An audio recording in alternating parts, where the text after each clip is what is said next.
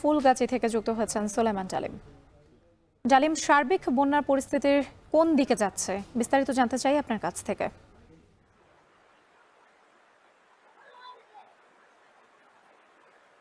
রাত্রি সকাল 7টা থেকেই আমরা আমাদের দর্শকদের জানাচ্ছিলাম ফেনীর ফুলগাজী, পরশুরাম, ছাগলনাইয়া, দাগনভূঞা, ফেনী শহর সহ ফেনীর যে বন্যা পরিস্থিতি।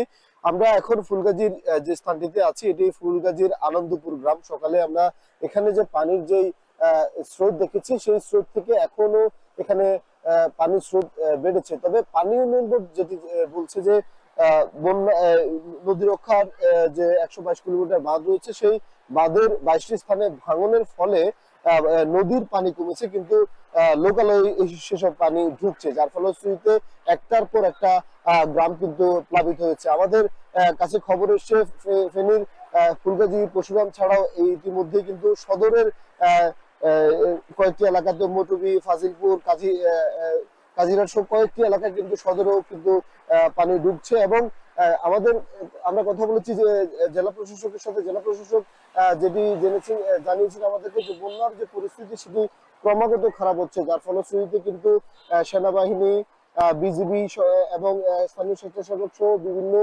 যারা রয়েছে তারা কিন্তু উদ্ধার তৎপরতা এবং শুদ্ধ খাবার বিতরণ, ত্রাণ বিতরণ সহ বিভিন্ন ধরনের কার্যক্রমে তারা কিন্তু শুরু করেছেন।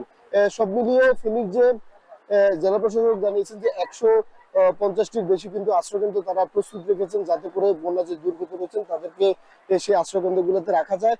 50টির বেশি আশ্রয়কেন্দ্রে এই পর্যন্ত প্রায় 8000-এর বেশি মানুষ আশ্রয় নিয়েছেন বলেও কিন্তু তারা আমাদেরকে জানিয়েছেন। ফেনীর যে ফুলগাজী এবং